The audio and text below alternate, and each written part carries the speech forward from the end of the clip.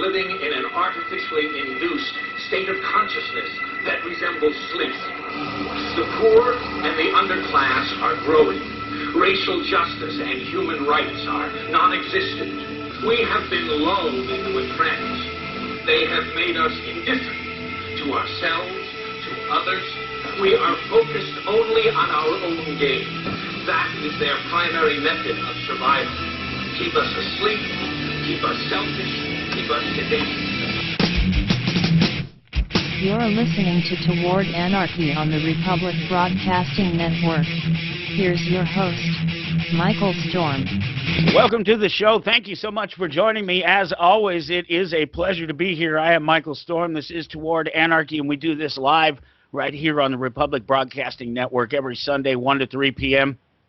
Just come together and have a little conversation with somebody. It's all about appeasing me and my thoughts and my mental state about the world. I get to come here and I get to talk about these things, and I get to spend as much time as I'm willing to invest in the political game, this understanding of the manipulation and everything that is politics, and there's never been a better example of it than what's happening right now in our time. So it's great to be able to be here and participate in it and talk about it. There's so much to talk about, everything that's happened over the last couple of weeks and everything that will be happening over the next week or so as the transition takes place, or doesn't, depending on who you're asking and who you're talking to about it.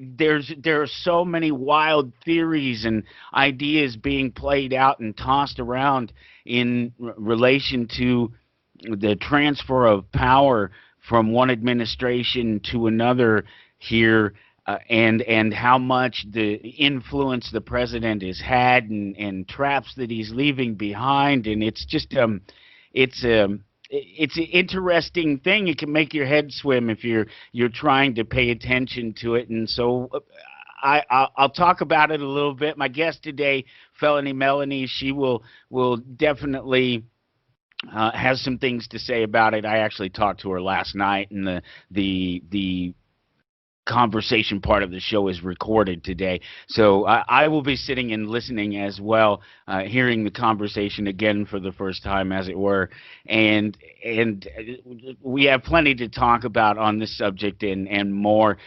The censorship that's going on across the social media.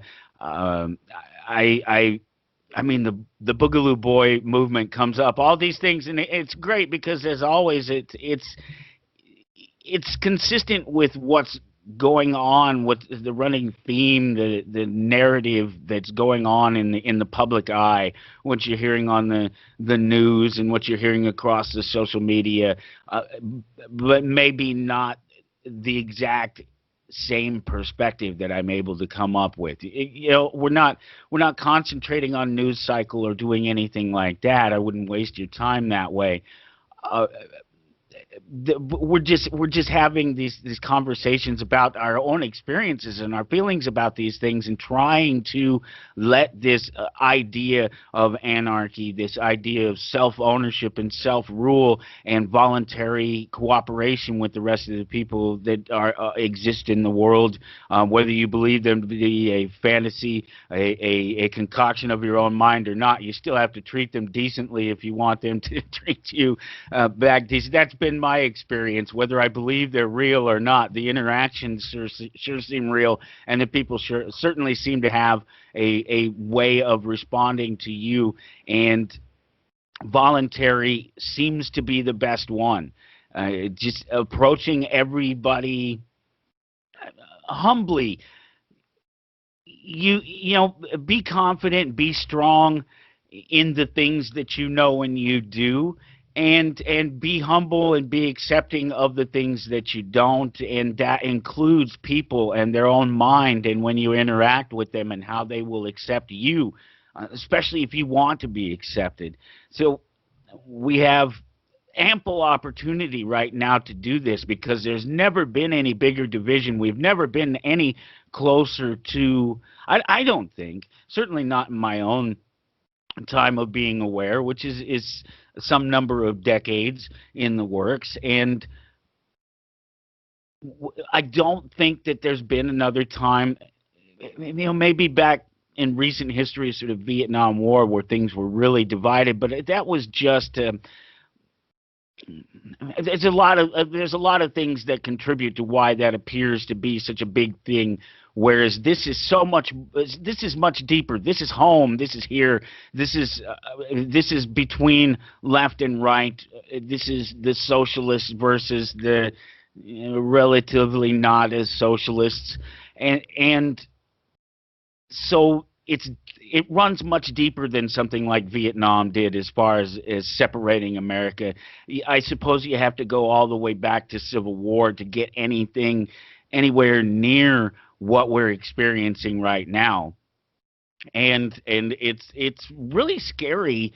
I find it scary that one side of the people having the argument, and it flip-flops back and forth, is always completely clueless about what it is that they're doing, what precedents they set, what laws, what ideas they set in motion, what powers they give to people, or what powers they give to ideas when they're doing it, and how it escalates and how it compounds on each other. Each time it gets sort of exponentially worse.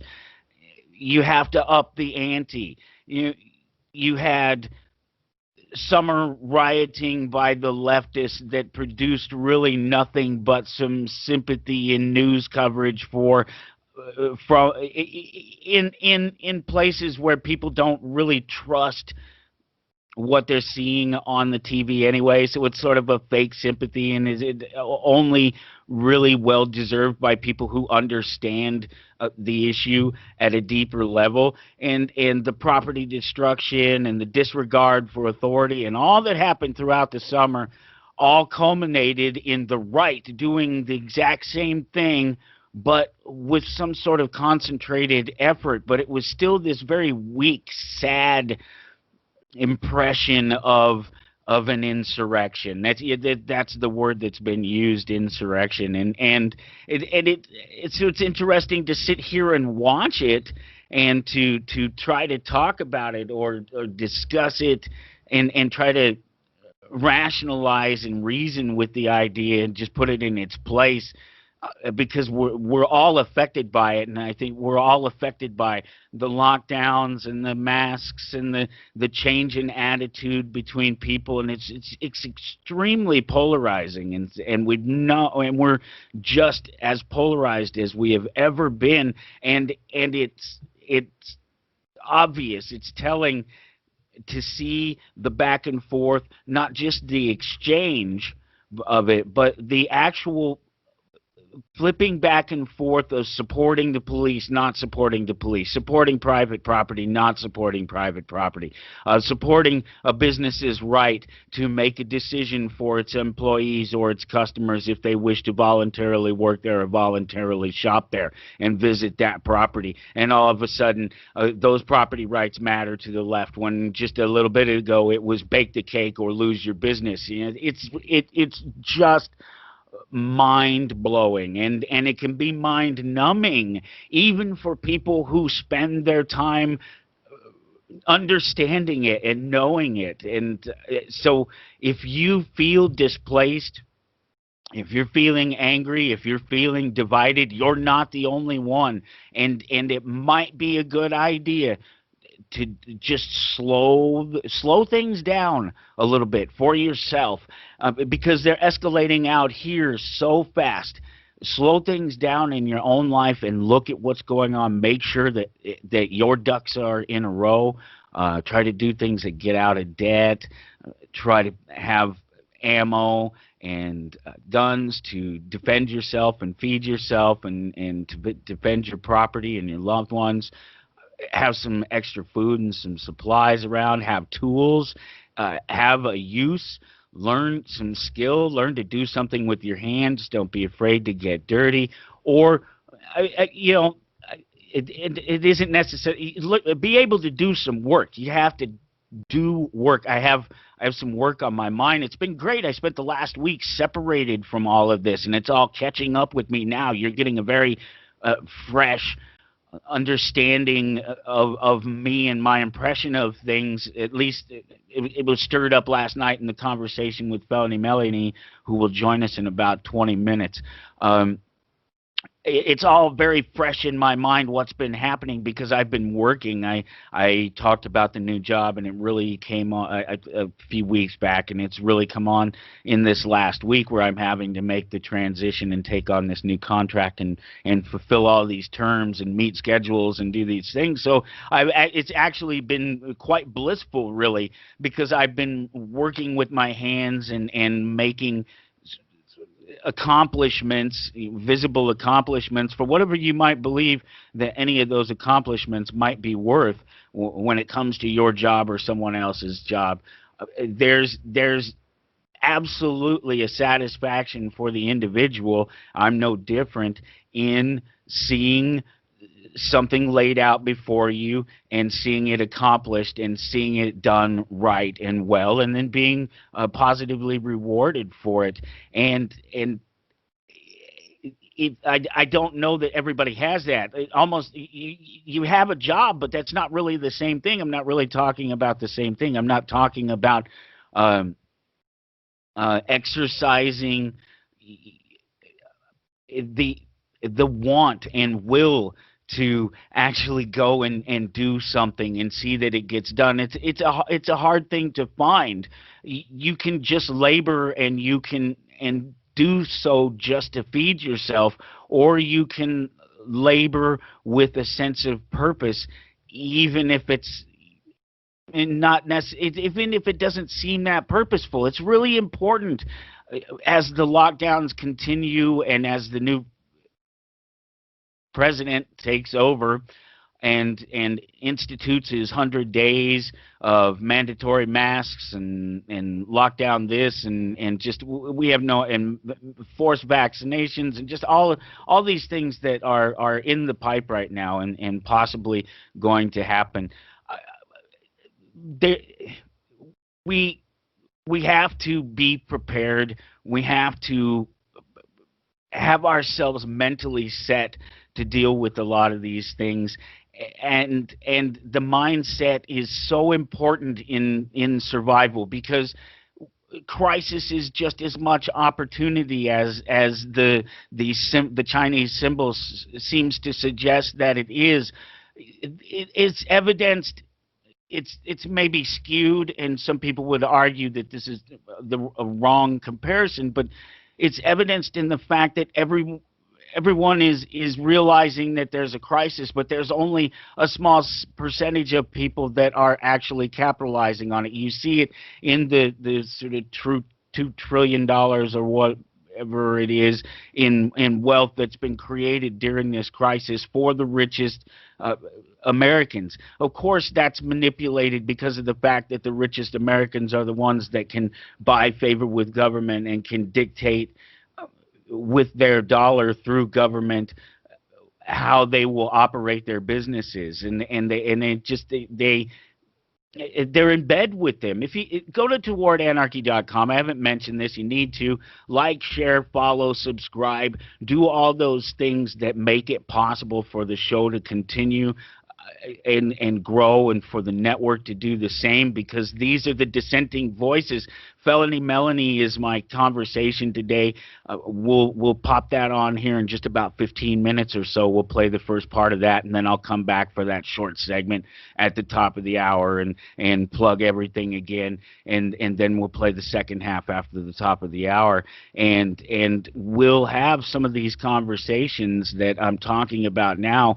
She's been repeatedly censored. We're talking about the social media, the fact that the president and the right wing, that culling from the popular social media networks has continued, and it's more about dissenting voices than it is the right wing. Of course, the right wing is taking the brunt of it because there's a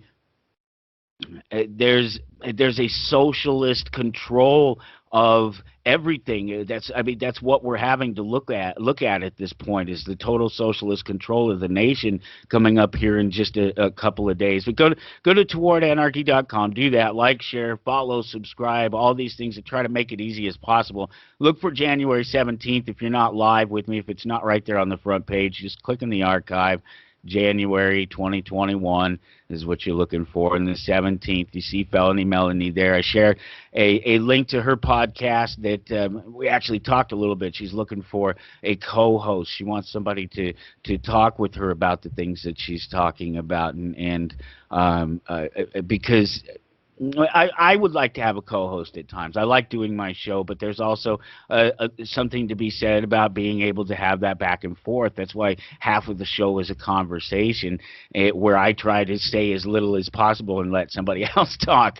But I shared the link. You can catch her podcast. That I don't know when the last episode she did. It was just something that we ended up talking about at the end of the show, and I suppose that'll be some bonus that'll be available on YouTube, some bonus audio that'll be available there. And she didn't have any video. I have video again for the whole show, and I did you a favor. Once again, I covered my bald head so the lights are not shining directly back in your face. You could follow the Anarchist Mom podcast there. The link is there on January 17th at towardanarchy.com. Also, a link to her on Facebook if she happens to be there. She's been repeatedly banned for the things that she talks about and the things that she says. And I you know, you've heard me say it, that I believe that a lot of times that these people get banned for the language they use and the personal attacks that they make, as opposed to the ideas that they put forth. But I don't necessarily think that's true in Mellony's case, and I don't think that that's always true in a lot of cases. I think a lot of it's humor that's misunderstood, or just sort of sarcasm that's misunderstood by the AI that runs social media. I also shared these links, and these are all topics that we have to talk about, and I don't know where all of these things fit in, but they all are relevant right now. This link from The Atlantic, they wrote this article here just this last week about the Boogaloo Boy movement. I've talked about it before, and I just thought that this article was fair, if not, of course, an obviously left view of the people in the movement and where it stands and how it's developed and how it's grown and where it's out of. I just thought that would be a nice informational thing for you, because I've always said that with the way that I've talked about the Boogaloo Boy movement, other than in sort of in my own participation in any such thing, which I'm not involved in any such movement, for very real and logical reasons, but was the way I've talked about them is from the impression that they get within the press and from other people, and this is obviously a perfect example of that. And then the 10th Amendment Center has this great video, Introduction to Exercising 10th Amendment Rights. It's still a reality. The state still exists, and you still can exercise your rights if you understand them and know them when you do have to come in contact with the state. And the 10th Amendment Center is a great message for liberty and freedom in that sense, for sure. The only way to deal with an unfree world is to become so absolutely free that your very existence is an act of rebellion. Albert Camus said that, and there's a link there, of course, so you can find out more about him, the French philosopher. The reason that I pointed to this, and to get back just real quick to the conversation that I was having with myself here and with you, about these corporations and about the business and about the way things are right now and the censorship and what's happening.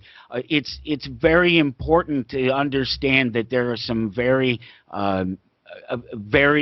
nuanced positions and points that have to be considered when we talk about these ideas. And I shared a meme there that expresses this. Companies who receive government subsidies are not private. They're fascist entities who help control the flow of information because it's the key to a dictatorship. I don't disagree. We'll be back on Toward Anarchy. Like, share, follow, subscribe. That's my chant. Like, share, follow, subscribe. Go to towardanarchy.com.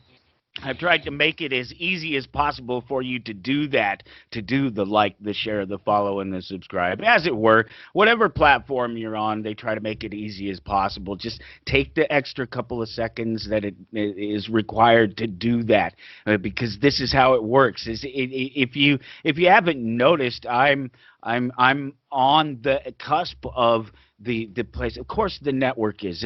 That's a given. But I myself, awesome. Glad to hear that producer Ken getting things ready to run that conversation with Fellony Mellony coming up here in just a couple of minutes. No, I'm on the edge. The station is in it, and always has been. But I'm on the edge of being pushed out of any of these platforms. I purposely walk a very fine line in the middle. I always have. That's just the way it is. I think that's the way it is for the anarchist trying to survive in a place where people are trying to manipulate things and control things and see that they work a certain way, instead of just trying to go with the flow and manage yourself in the flow. That's so much easier than trying to manage the flow, if you haven't figured that out. And so every like, every share, every follow, every subscription is just a greater chance that voices like the network offers, myself, don't die. You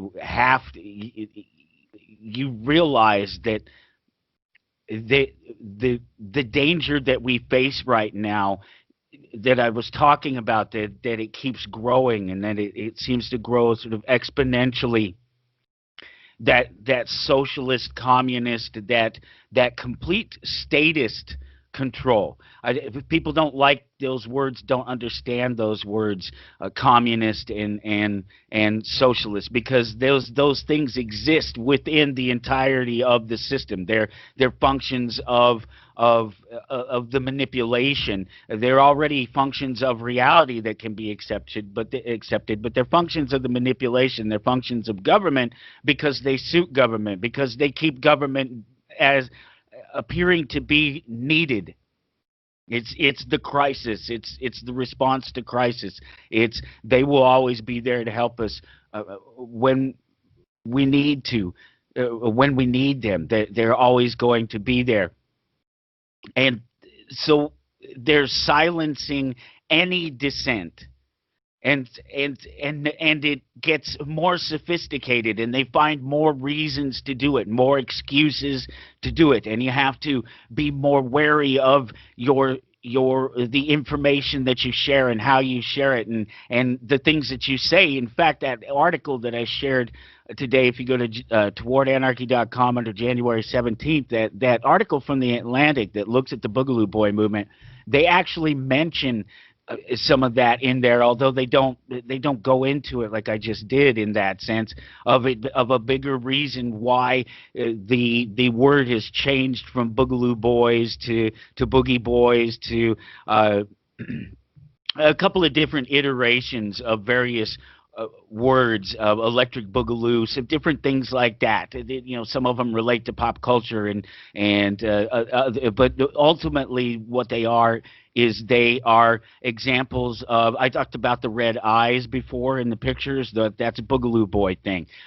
These are all examples of people trying to find ways to communicate within the system. Well, here's the easiest way to do that. I have a website. It's towardanarchy.com. They really can't ever shut it down. We have the network, Republic Broadcasting. They really can't shut it down. We own these things. We control these things. If we were shut down, we'd just plug in somewhere else and come right back up. So you have to support those voices, because we've been doing it. We've been doing it for a long time. This show may be only 2 years old, but I've been carrying this voice and supporting this network, and been on this network in the past.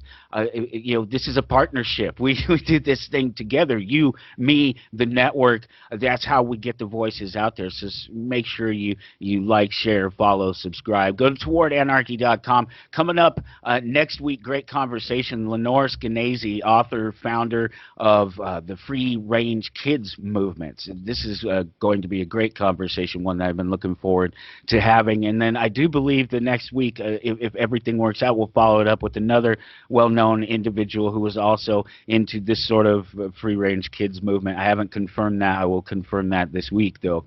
And man, I'm excited about those two conversations. Absolutely. Big deal type conversations, because we have to talk about raising our children and raising them in this an environment, in the environment that we have. And a lot of the reason that we have socialist and communist ideas so prevalent within the control system is because of a failure to raise children to be independent and to be strong, not abusive, not masculine, not poison, toxicity, that sort of thing, but to be strong.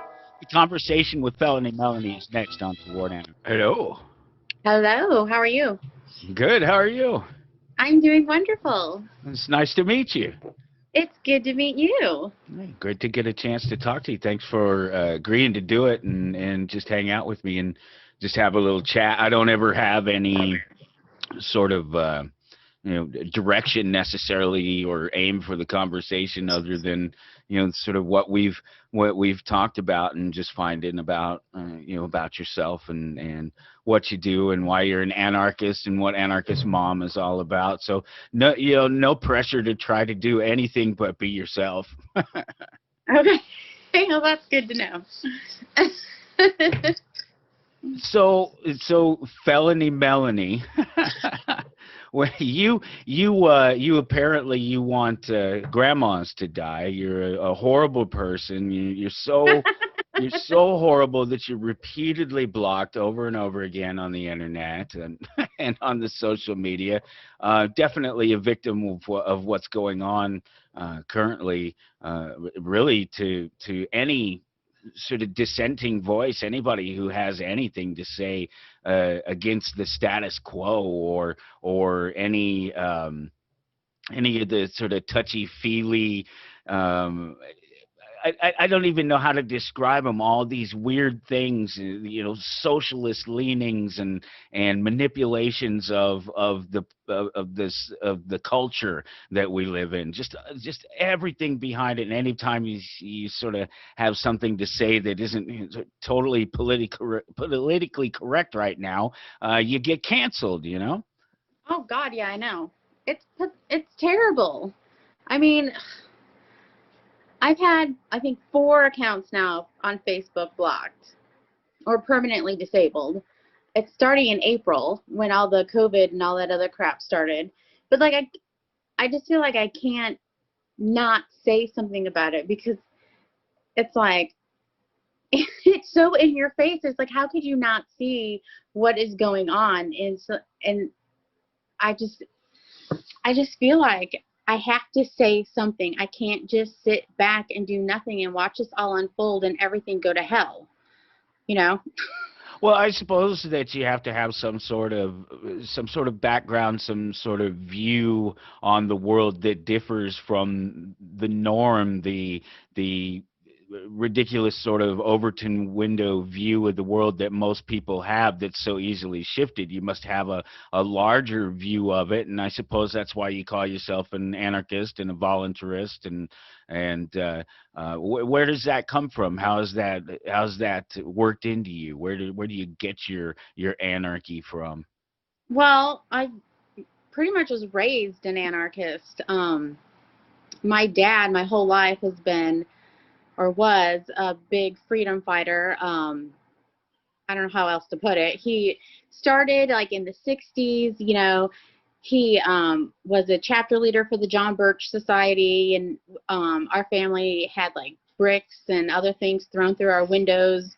I wasn't born yet, but that's the stories that I've heard. And then it just escalated from there. In the 90s, my dad started reading Lysander Spooner and, Mises and all that other stuff. And he was the type of person that like would talk to you about everything. And like, he could read something and remember it. And like, he just would always, tell me, Melanie, you have to read this. You have to do this, and he would just go over it over and over and over. And I'd just be like, oh my God, Dad.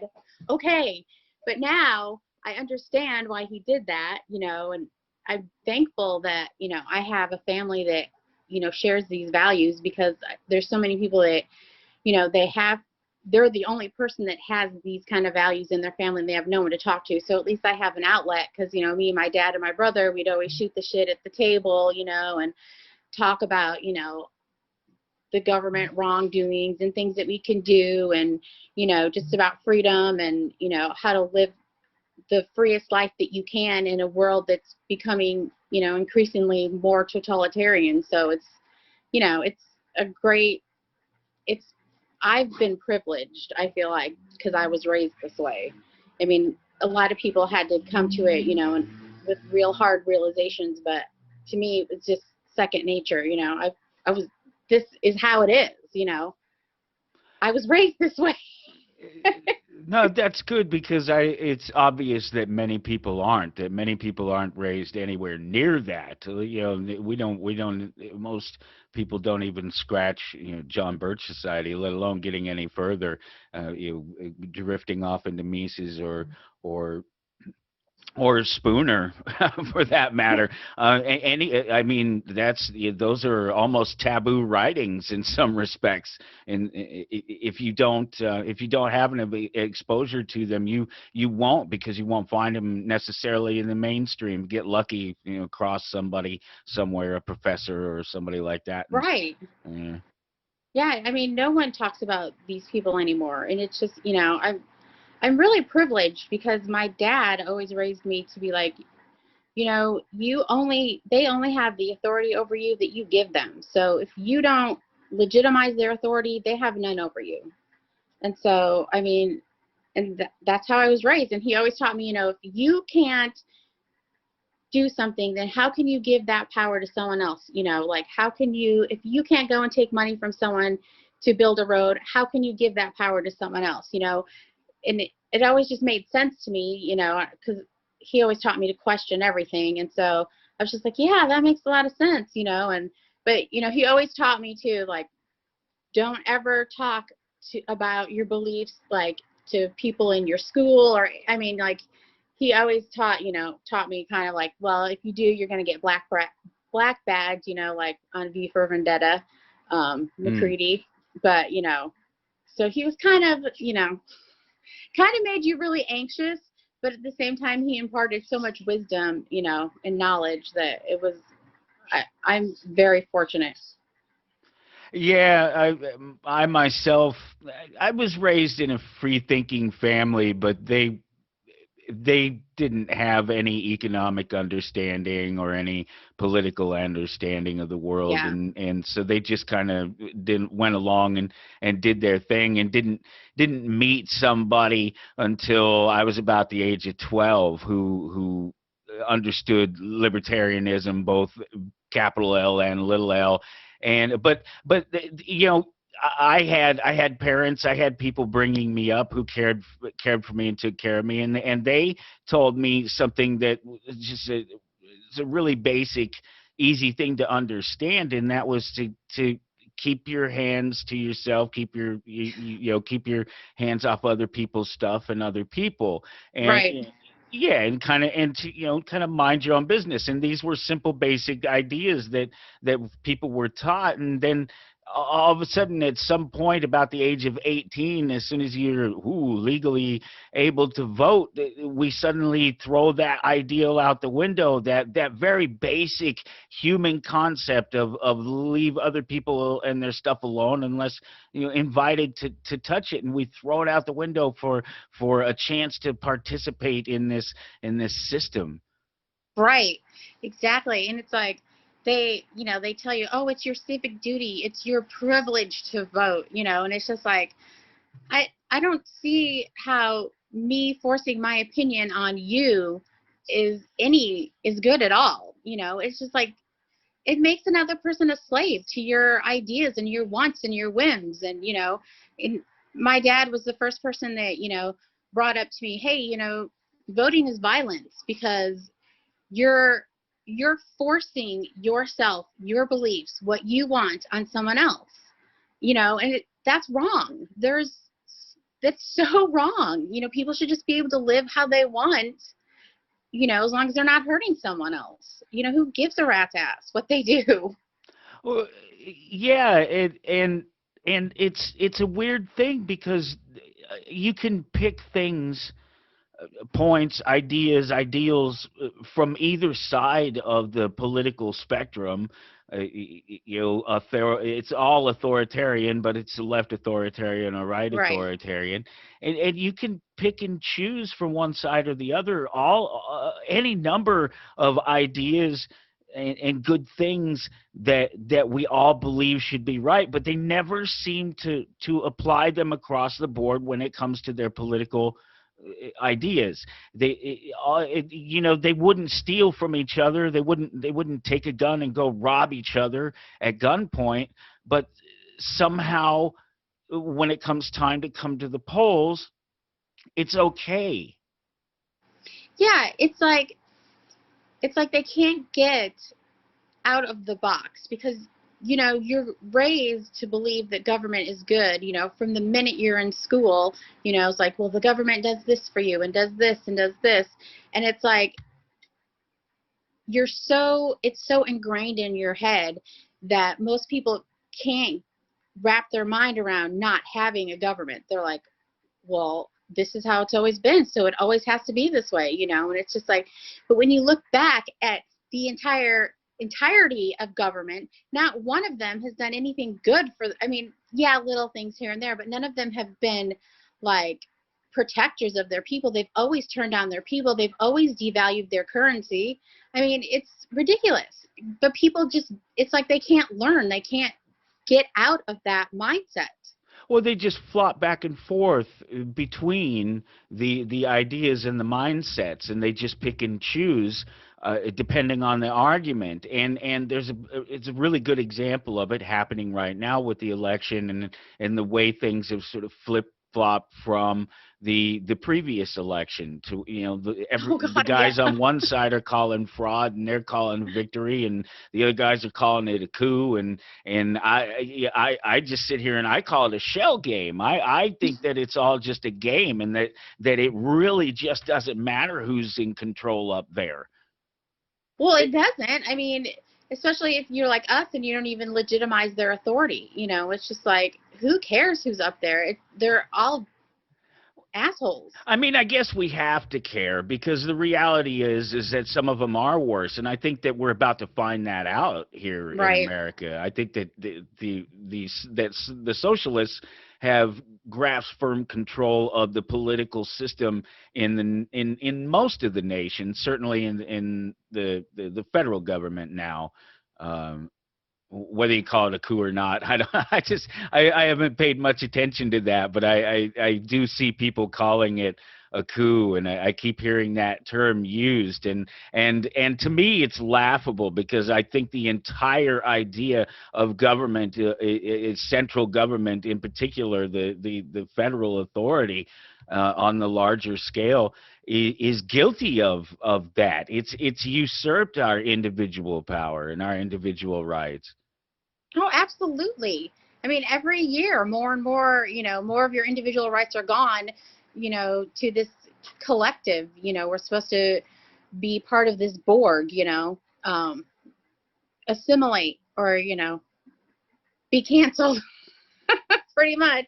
Assimilation is the expectation, and I've only recently been using that in association with the COVID experience and the masks. Is that they expect that you will assimilate, that you will adapt, or adaptation is the expectation. Either way, you're just going to go along. You'll do, and there's no proof that the majority won't, and that's a scary thing. Well, society is,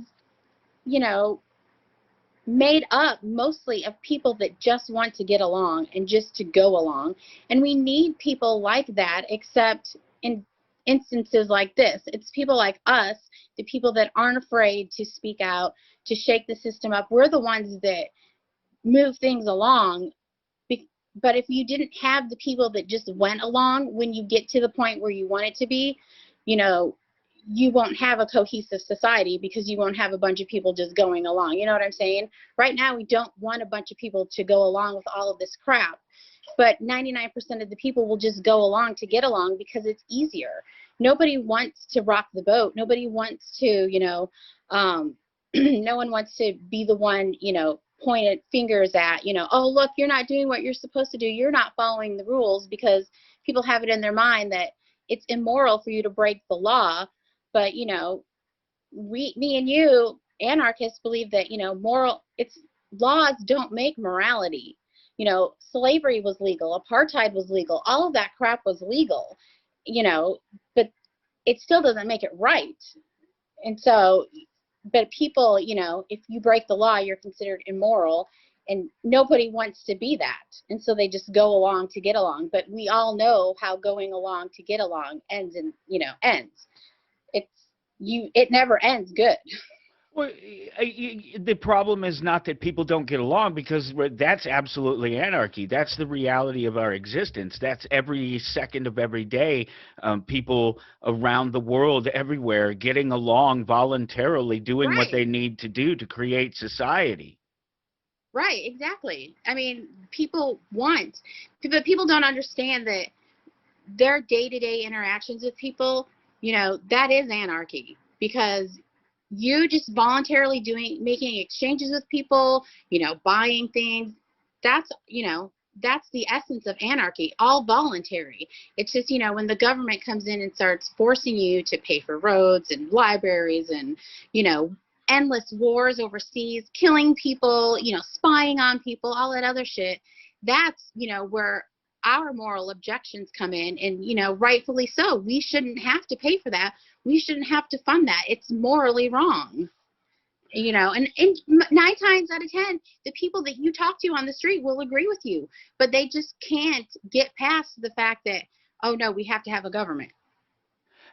Where would we be without a government? They really believe that there is a value to it, and it just shows a fundamental lack of understanding of reality and how things work to me. So I find statists to be very funny people, because they either have to be really dumb or really willfully ignorant to believe that government works. There's no historical evidence to suggest that it does. Small numbers of people have come along over time and changed things and set us on better paths, but every time the government itself becomes exactly what Americans were warned of in their founding anyway. Right, exactly. And every day, especially recently, it's just worse. Okay, go to towardanarchy.com. That's the easiest way to follow along. As always, like, share, follow, subscribe. That's the first half of my conversation with Fellony Mellony, and I will just talk you through this short little segment here and try to convince you, remind you that that's how this thing works, is that you have to do this. It's always been this way. If you wanted to share good information, you had to take the time to do it. And this is the easiest one. This is even easier than setting up one of those library things in your front yard where you share really good books. I have a stack of copies of Henry Hazlitt's Economics in One Lesson coming in that I will be able to give away on the show. Speaking of that, that just popped into my head talking about the library thing. But it's so much easier to share good information because all you have to do is just a couple clicks of the mouse or a couple of taps on your phone, or if you do the Xbox thing and turn on the controller and flip around a couple of things. But take the seconds, the moments to do it, to like, share, follow, subscribe. Go to towardanarchy.com. Look at January 17th. I kind of almost wish. It's been off to a great year, great start for the year for my own life personally, and some changes coming up here over the next few months that are going to be really great. And I'll talk about them as they come along. But January 17th is what you're looking for at towardanarchy.com. If it's not there on the front page, then just click on the archive and pull it up there, and you'll see I'm talking to Fellony Mellony, and her link to the Anarchist podcast, the Anarchist Mom podcast that she's host of, is there, as well as a link to her on Facebook and some other things that I've shared, as always. And while you're there browsing around, consider picking up a T-shirt. I haven't changed that if you click on the shop and support button, that link there, I haven't changed it yet, but the Hulk, the Incredible Hulk number 182 is already sold. It's gone. I have to take that off of there. That's something I'll do that while I'm listening to the second half of the conversation coming up here right after the top of the hour. We'll get through the top of the hour. We'll throw that second half on there, and that's what I'll do. I'll pull the comic book off of there because that was great. That sold. I got almost everything that I wanted out of it, and actually it was even better than that. And when it turns out in the end, because I was able to get more than I wanted out of it in that sense. So it's a really cool deal. But there's T-shirts there, and I've been tracking mine. I've been trying to get one. I ordered a long sleeve, and apparently that it takes some magical fairies that they have to convince to grow some particular type of cotton to get them to produce them. So, but it's finally on the way, so I will have one here, and I'll finally have an example, and people will be able to see it on the video. So we will continue the conversation with Fellony Mellony right here after the top of the hour on Toward Anarchy. Stick around. Every day I dread reading the news or, going through my Facebook feed to see the latest lunacy that's, now it's like, oh, maybe you should wear 2 masks. It's like, oh my God, just stop. I mean, if you look, none of this works. This is all just one big giant experiment, because up until COVID, lockdowns were never, this never were what you went to. It was always, quarantine the ones that are sick or the ones that are frail, but you never quarantined entire societies. This is all just one big experiment. We're all the guinea pigs. Well, and then some would argue that it's not an experiment, that it's actually a very well thought out plan, and that this is exactly the way things are supposed to go at this point. I haven't talked about it much on the show. I haven't spent a lot of time looking at it. I think it's self-explanatory when you use the language, but they're talking about this great reset. Oh yeah. And so it's, to some people, this is all just part of the plan. This is exactly what you do. This is how you collapse America and turn it into just another whitewashed globalist state. Right. Well, yeah, and then have you seen Justin Trudeau, that him at a UN meeting or whatever, he's saying, like, we can't let this go to waste. We must use this, to get our plans through with global warming, and, I can't remember what else he listed, but it was just like, this is just, it's criminal. I'm sorry, I cannot think of any other way to describe it, but it's criminal. I mean, the things that they're doing to the people, and I cannot believe how many people just sit there and let this happen. I mean, I'm appalled. I just cannot believe the Americans have not revolted or done something and just said, like, hey, we're not taking this shit anymore. This is so ridiculous. You're telling me I'm a non-essential worker? Bullshit. If any food that puts, any job that puts food on your table is essential. If the government calls you non-essential, they're basically telling you your job, your life is not essential, because how else do you support yourself and your family through your job? I mean, it's ridiculous. It just makes me so mad. I just can't even explain to you how maddening this whole thing is to me. No, I think you're right, and it's coming out that way in everybody. It's either anger or fear. Everybody's feeling it one way or another, and then of course there's that small percentage who are really enjoying the situation. They want it to explode. They want it to play out fast. They want it to play out in their time. Right. And that's the talk now. We're going into Sunday, and Sunday is supposed to be this day that I guess it'll be the 17th, and I guess they're talking about some of the boogie boys, the boogaloo boys, rolling up into state capitals and kidnapping Oh people, yeah. and so they really have the fear meter jacked way up, and you have all of these, sort of tens of thousands of troops in Washington D.C. now, in an effort to protect the elections and to ensure the transition of power, and we look like a communist state on parade. Dude, I know. I was just thinking that the other day. I'm like, 25,000 troops. I mean, that reminds me of, like, Kim Jong-un's, inauguration with all the military and all the parades. And remember when Trump said he wanted to have like a military parade, and everyone like equated him with, Mao and all of them. And like, what the fuck is Biden doing? Exactly the same thing. But it's okay when he does it.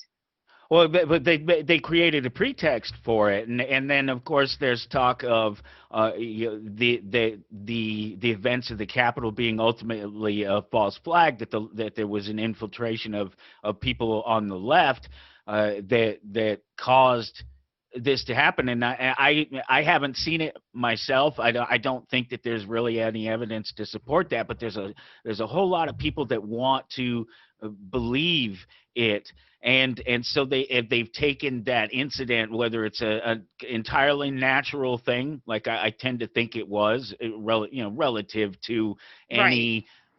politically charged situation being a natural thing. You know what I mean? Right. Yeah. Right. I mean, you don't think that it was staged or planned. You're just saying it happened organically. As organically as putting thousands of people outside of Right. one of the these political buildings at a time like this, when there's a question of a power shift, and the people who are in danger of losing power really are invested in the cult. Right. Exactly. And I have mixed feelings about it, because part of me, thinks, it just like you. But then part of me is like, they don't want to let an opportunity like this go to waste. I mean, this is a perfect opportunity for them to put through some bullshit, start some riot or whatever, and just take everything away. You know what I'm saying? So Yeah. I have mixed feelings about it. So, and I don't know. I mean, I honestly haven't read enough about it. What I see is what I see on Facebook, because I'm interested, but I'm not like going to, go out of my way. I have, I work 45 hours a week, and I have kids, and it's like, whatever.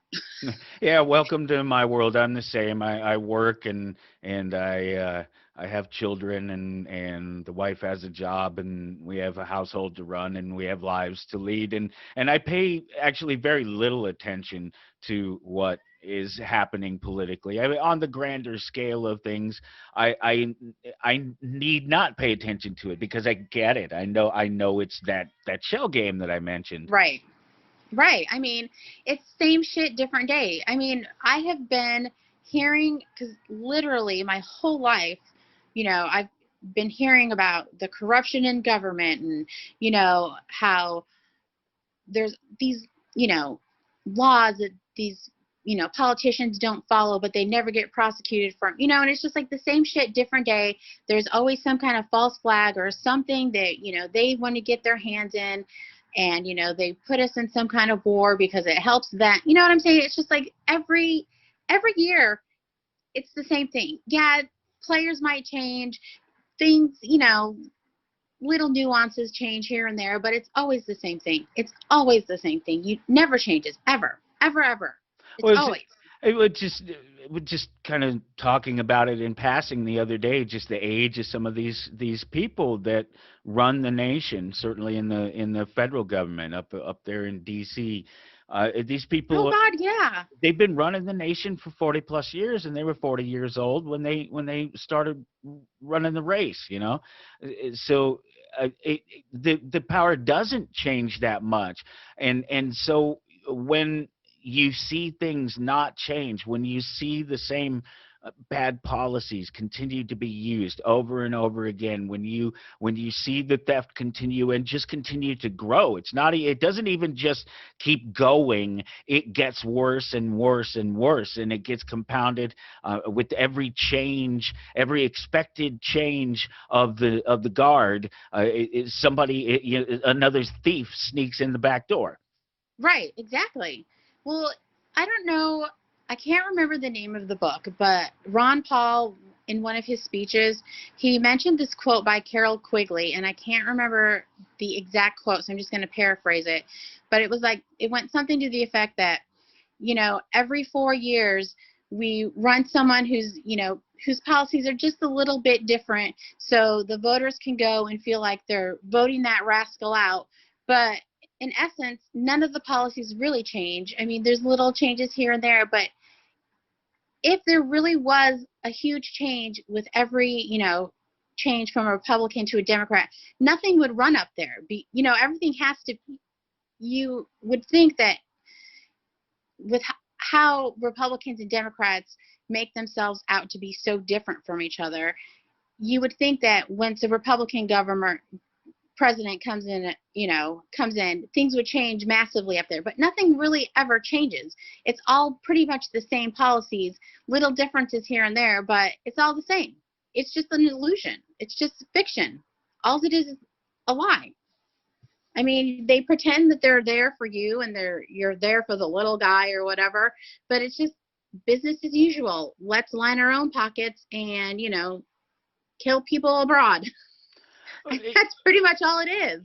It's the weirdest thing, because you can explain gangster to somebody using the term gangster, but when you give that same definition to somebody and call them a politician, people seem to overlook that fundamental theft, that coercion, that abuse. Certainly, as you get further and further into any historical government that exists, that grows out of the power that it's able to wield, and the office doesn't matter, because we're experiencing that right now again with the situation with the changing of the guard in DC right now. There's so much furor over the power that the individual in the office was able to wield this time. They really thought they have the closest thing that they're going to get to a Hitler at this point, and that bothers me, because he was far from it. Right. Oh my God, I know.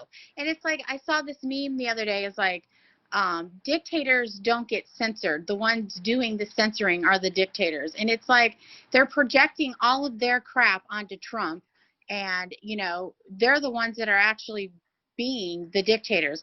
Not that I approve of Trump or anything else, and that is what I hate most about this whole freaking system right now, is that I feel compelled to defend him when they're sitting there, blatantly saying all these lies about him, and it's just like, I feel like I should be like, no, that's not the truth. Okay. This is the truth.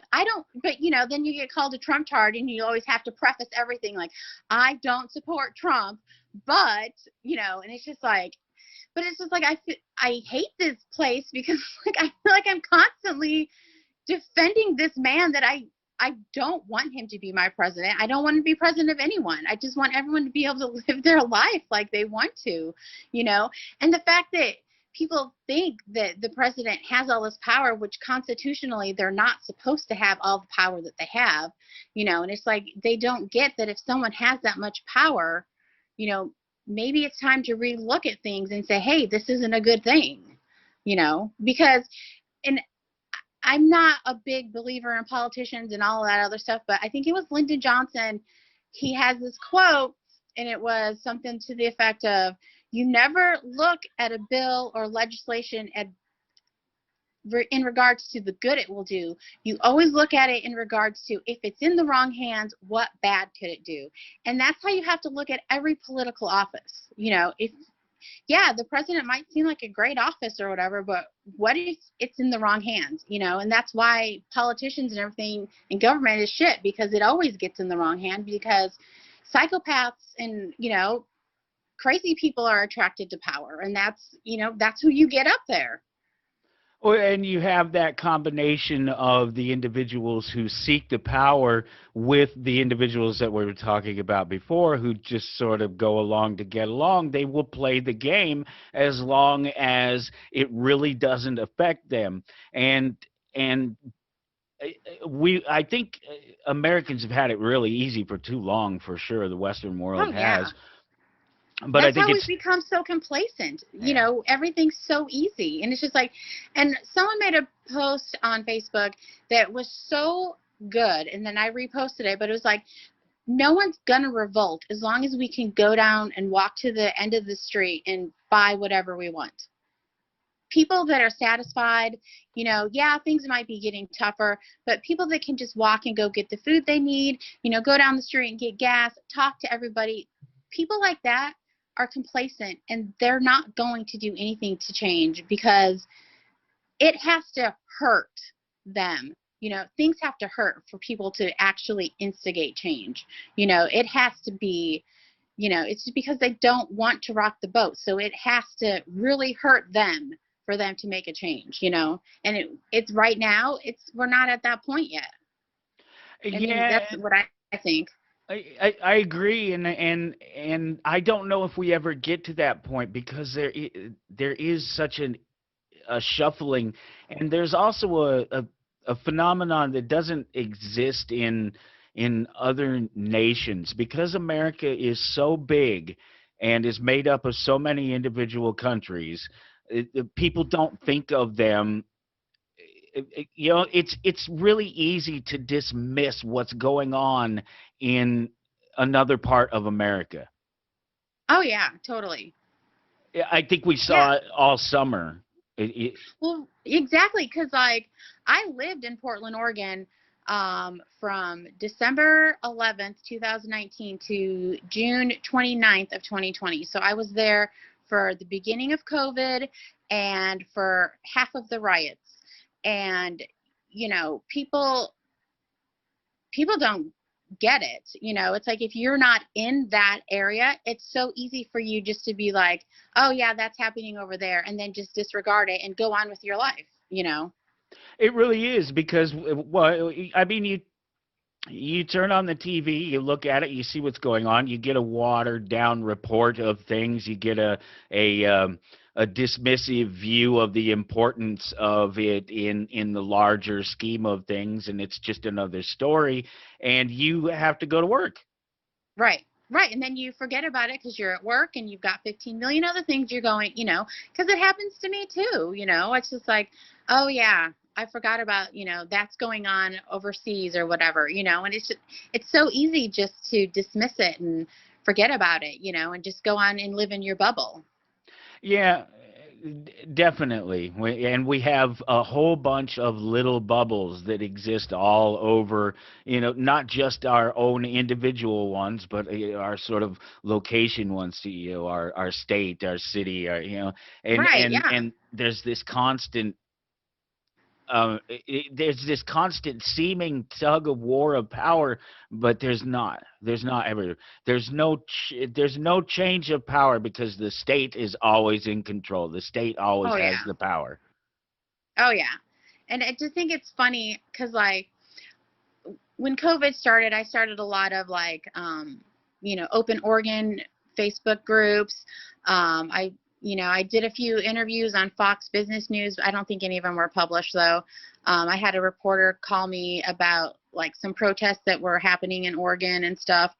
And it's like, these people, they're just deluded, I think, because, they're all statists and everything. And they're like, oh, well, Attorney General Barr, he's gonna take Kate Brown and he's gonna, put her in jail because of all these unconstitutional things she's doing. And it's just like, yeah, he's probably gonna give you some lip service to make you feel like he's on your side, but they're all on the same side up there. They don't, they're gonna scratch each other's back.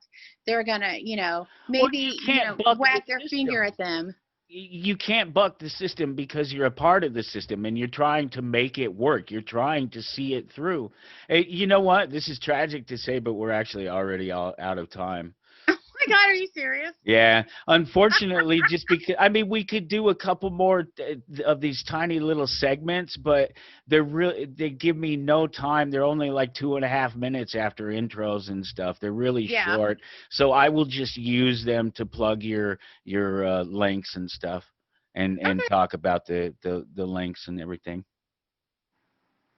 Okay, that sounds great.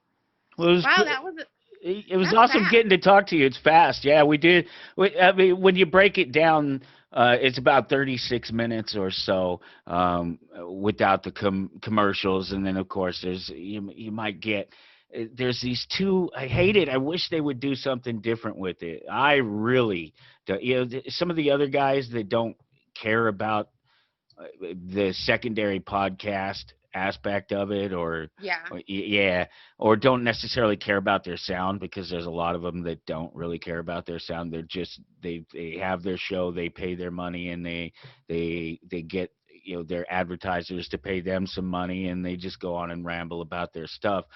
I'm not making any money doing any of the stuff I'm doing, and so even though I'm doing it on the network, I still am stuck waiting in between the commercials, and they have these two just short little segments that are 2.5, 3 minutes long after you axe the music beds, the intros and outros. Oh my God! Wow. Yeah, it's kind of annoying. I'm not sure why they do it. I don't know what they base the clock on. I haven't been able to work it out myself, because frankly I would think just a break at the top of the hour and a break at the bottom of the hour, maybe I don't know, maybe I'm asking too much. It seems when we were in radio, when I was doing terrestrial radio, we had a break. It's about 20 after, about 40 after, and then just before the top of the hour, there was a short segment.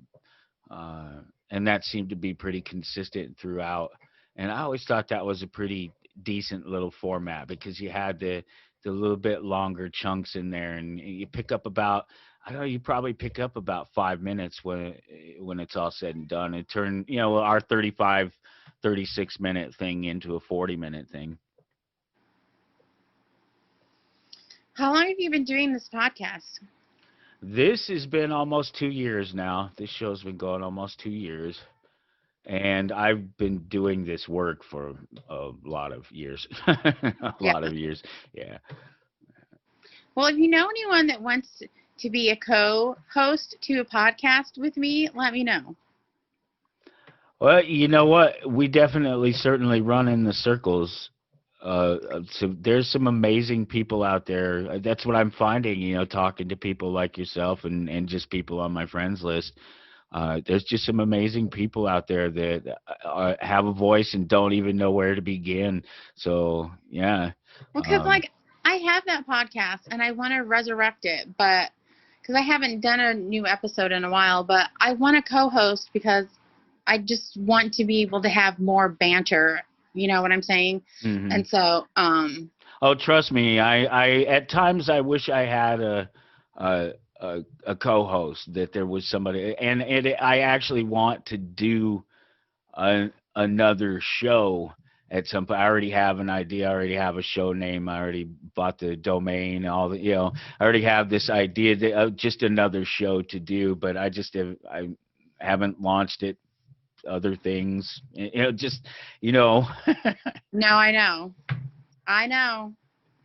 I get it totally. But yeah, so if you know of anyone that wants to be a podcast host with me, let me know. Yeah, definitely. Definitely. I've talked to people. Well, everybody that I talk to, I think just about most of them should do one. I think they Yeah. should do a podcast, or they should be on one. They should be involved in one. And if you ever want to have a guest, I'll definitely come be a guest. I don't know about myself committing to doing another show at the moment. If I was going to, let's put it this: if I was going to, I'd already be doing it. Right. Right, because Right, I know.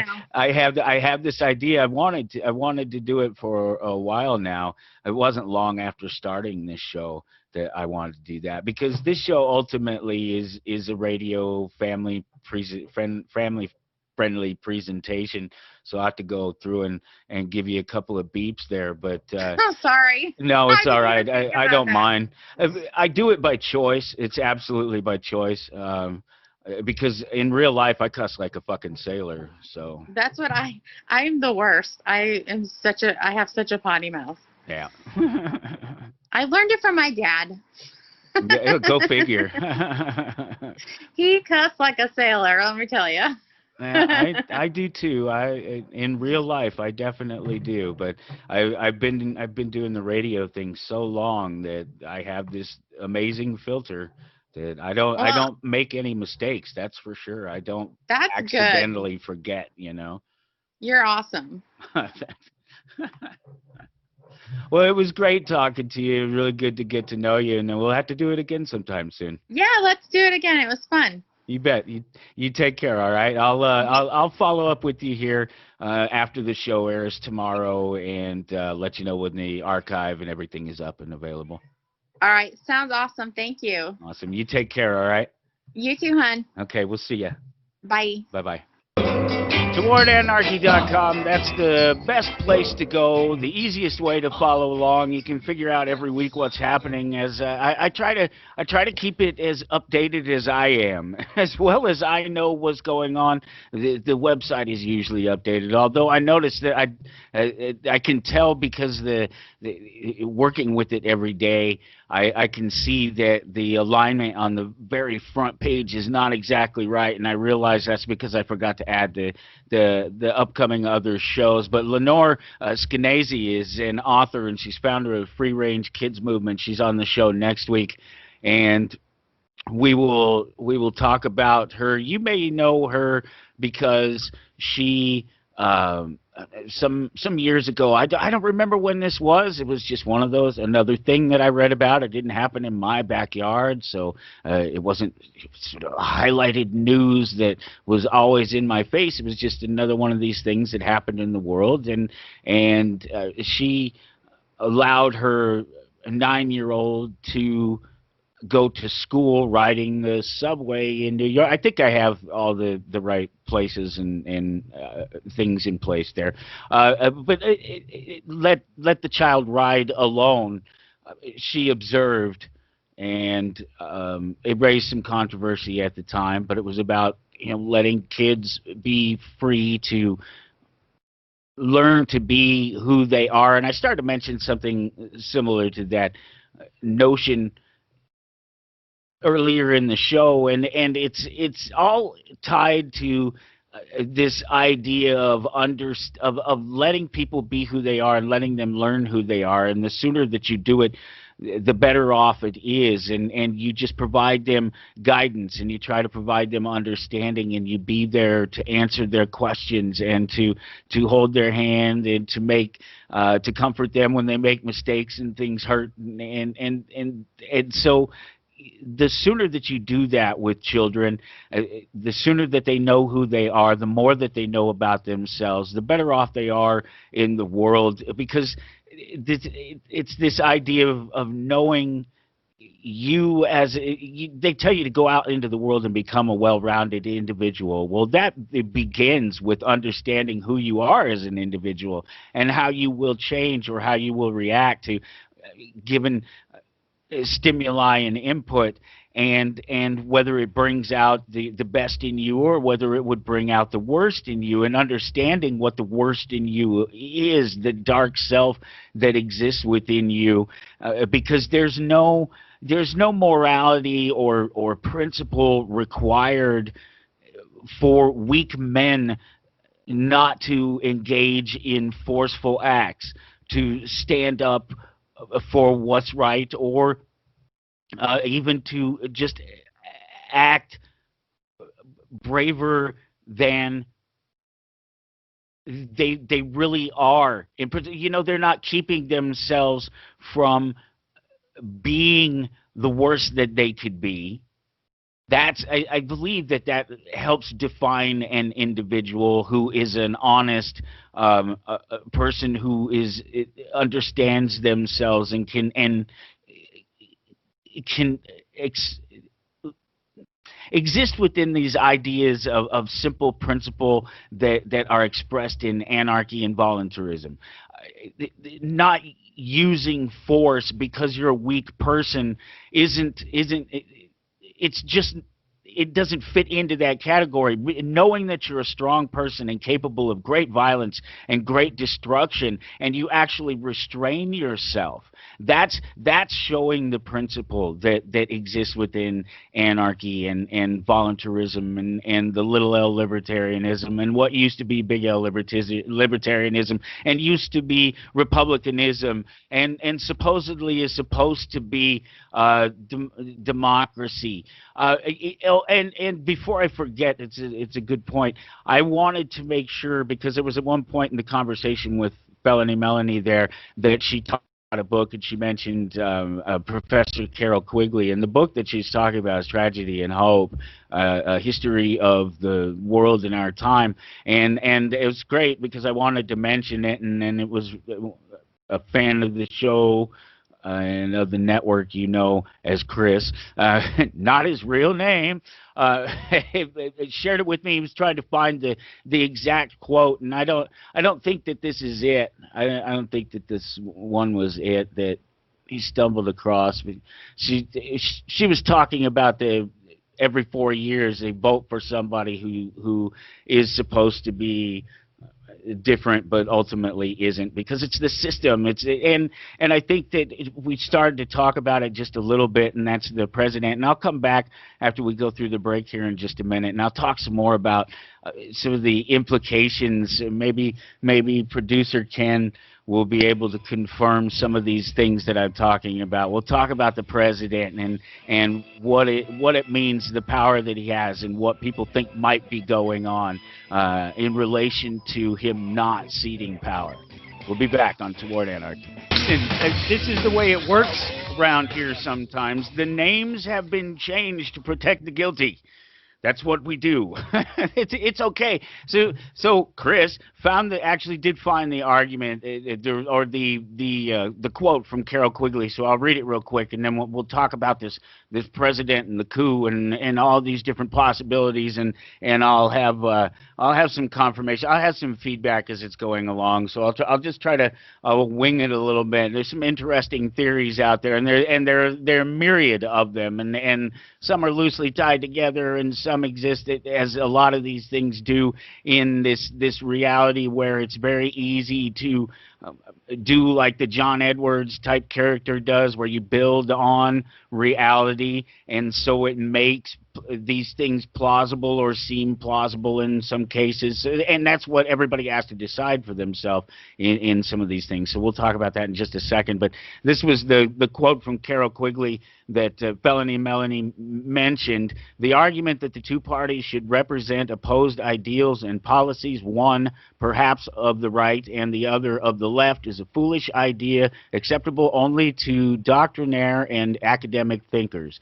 Instead, the two parties should be almost identical so that the American people can throw the rascals out at any election without leading to any profound or extensive shifts in policy. Then it should be possible to replace it every 4 years, if necessary, by the other party, which will be none of these things, but will still pursue with new vigor approximately the same basic policies. And no, they can't stop you. They can't stop you. Can't stop you from listening. I'm glad they don't stop you from listening. That quote is great, because that's exactly a big portion of what the conversation was about, and it should be about right now, because the voting public, the population needs to realize that there is no significant difference, that there's not a change in the policies, and therefore the voting, the act of voting, doesn't really change it. It's certainly not when it comes to the president. And then there's this show of force. There's thousands of people in Washington. There's a couple of the things that were mentioned during Fellony and I's conversation. Mellony and I's conversation. I guess that's she just wants grandmas to starve and suffer. That's her problem. She's so evil. It's just this idea that the election really changes anything is pretty funny, and it should be exposed right now in the fact that the Congress has been able to wield more power, certainly more popular power, than the individual president has himself. Now, that being said, depending on who you ask, that's not necessarily true, because they're one of the things that I mentioned, I just found this just before the show, and so I haven't read the whole thing. I wouldn't read the whole thing on the air. It's just here for me to have a little bit of reference. I just grabbed it because it mentions the names and it talks about some of these people. And I've had some of these, a little conversation here and there about some of these things, and this goes along with some of the QAnon. And the draining of the swamp, and these individuals and these ideas that are brought forth by some of these people that are in and around this group. Excuse me. And it's interesting. It's certainly a fun study in politics and where we are in history and what seems to come to the surface as being important, as this is all. It's at the center of everything right now. It's really taking up the news cycle. Everybody's talking about the fact that there are tens of thousands of troops in and around Washington, D.C. in preparation for the inauguration, and how this weekend, how the FBI had put out that there was talk of going to state capitals, and then of course that's been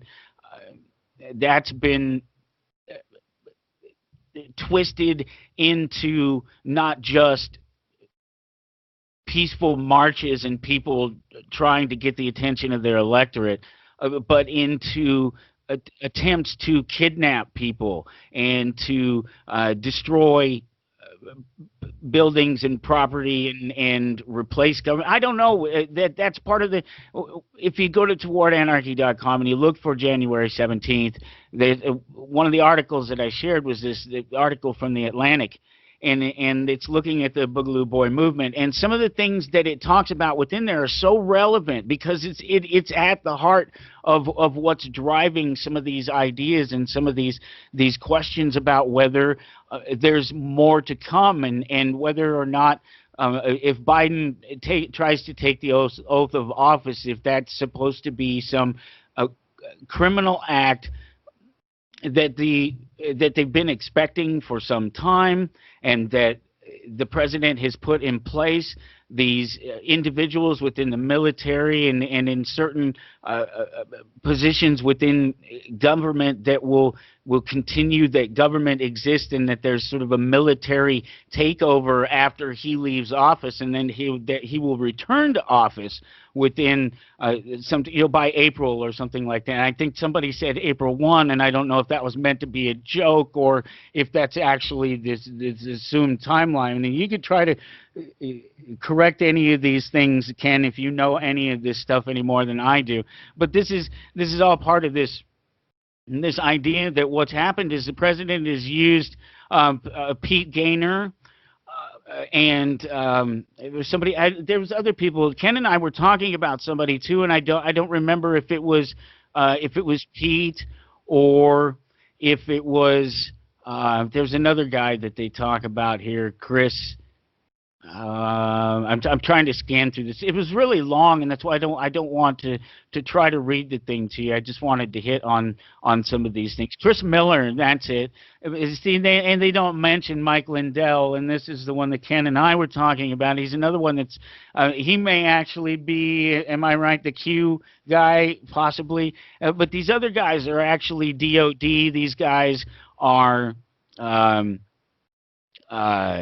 You know, the run FEMA, and these are people that the president has put in place, and supposedly they will answer to the people and the Constitution, and that this socialist coup by Biden will be resolved. I don't know. I guess he put these guys in place so that in the absence of civilian control, this is direct from this particular quote.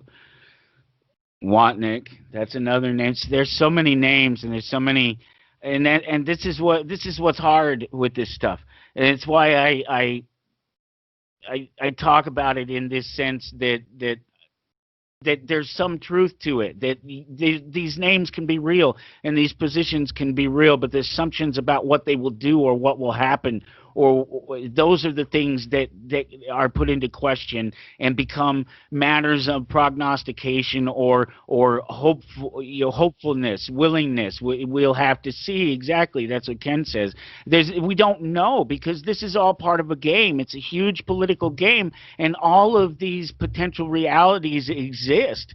There's no question of it, because if we can sit here and say it, if we can point to these things with some truth, then there's some possibility. If there's a Pete Gaynor in head of FEMA, and Trump put him there, and Chris Miller head of the entire military now, and you have Watnick head of the Q team, and just name after name, or possible place after place, and association and association. It's just a huge chess game, a geopolitical chess game. That's right. That's one word to use it. And I think the bigger problem is this is also pointed out, that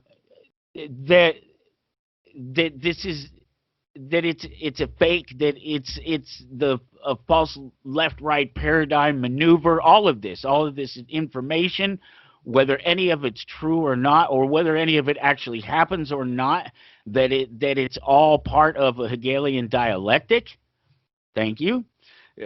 That's absolutely a perfect term to use for this, because it is about the constant tug and pull at the creation of crisis to be used for the usurpation of individual power. That's what the entire federal authority is. That's what the entire reality of America is.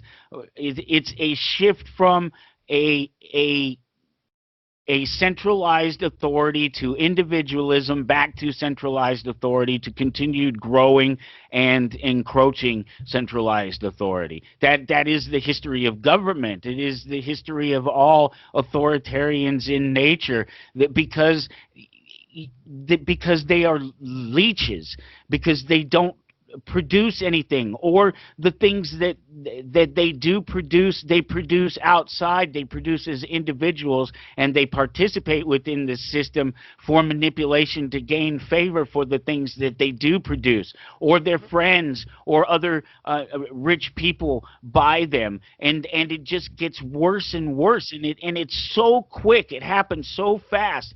They are the parasites. Another Lent word. They are the parasites. The government class, in and of itself, the political class, is nothing but parasites, because it's suggesting that it's okay to vote on what's important to individuals.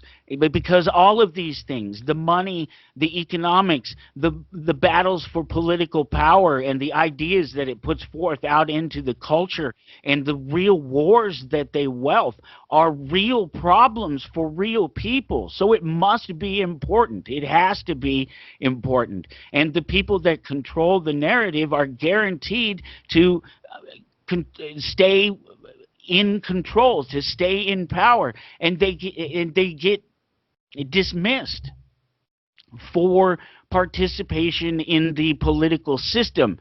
It doesn't change the system. It just becomes participation within it, because you can't even be the one guy who will make a difference. There's so much wrong with the core notion that our individual importance can be put up for committee decision, that the whole thing is a complete mind screw. It really is. It's such a false notion, and it's all predicated on the idea that we are participating in it voluntarily. That's the sick notion of it. I offer voluntarism, I offer anarchy as a solution to these things that are happening, and those words get usurped by that system and used for other things, to represent other ideas that just are outside the scope of what those words truly mean. And it's sad, funny, ha, no, funny, sad.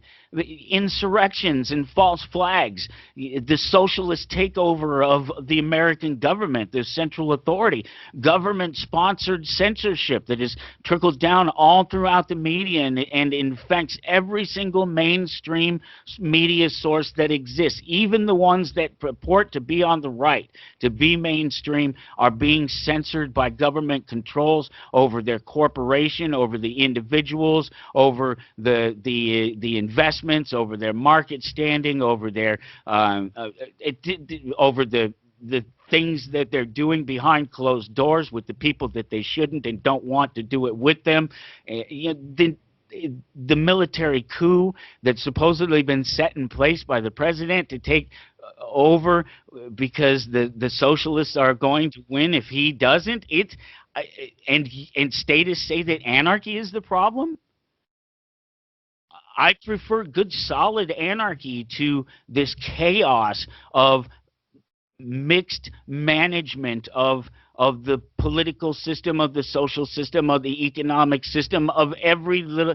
It's micromanagement of every little thing that we do, all to steal a little bit of wealth and maintain a whole lot of power. A whole lot of power. Still a surprisingly amount of power in America, and that's the idea behind what some of these people are talking about this coup that exists. The idea that there's an insurrection happening, that there is a real insurrection that has taken place, and that has been the topic of conversation for, well, since I guess the 6th, that's when it was, when the Capitol was overrun there. And I think I said at one point during the conversation with Mellony that there wasn't a lot of evidence to suggest that there wasn't a false flag at the Capitol. I do believe that there are a couple of people who have been associated with Black Lives Matter or some other groups like that, but that's not necessarily.